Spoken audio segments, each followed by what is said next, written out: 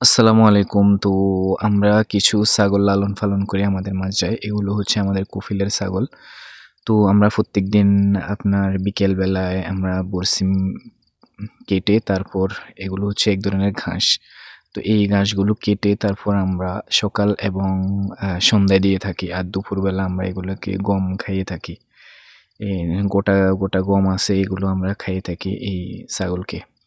তো এখানে যে ছোট্ট ঘরটা দেখতেছেন এখানে বাচ্চা প্রসব হলে বাচ্চা দিলে তারপর আমরা এখানে রাখি ছোট্ট একটা করে। আর এখানে হচ্ছে আমরা বড় ছাগলগুলো রাখি যেগুলো আগে বাচ্চা দিয়েছে বা দিবে, এগুলো আমরা এখানে রাখি।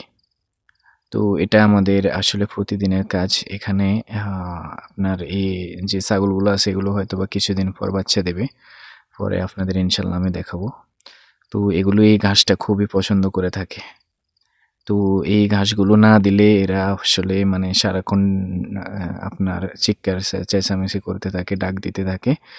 যদি এই ঘাসগুলো না দেওয়া হয়, এগুলো এদের অনেক প্রিয়। আবার কাঁচা, তো এগুলো ভালোভাবে এরা খেতে পছন্দ করে।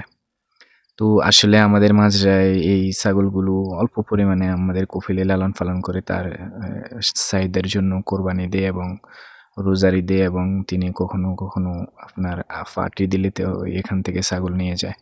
তো এই বড় ছাগলগুলো আসলে আমরা দিনে এখানে বাইরে রাখি, খোলামেলা জায়গায়।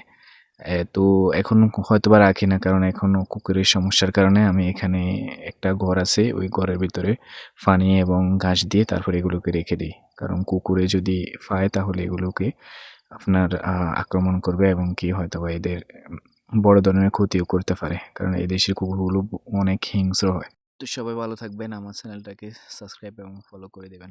আসসালামু আলাইকুম।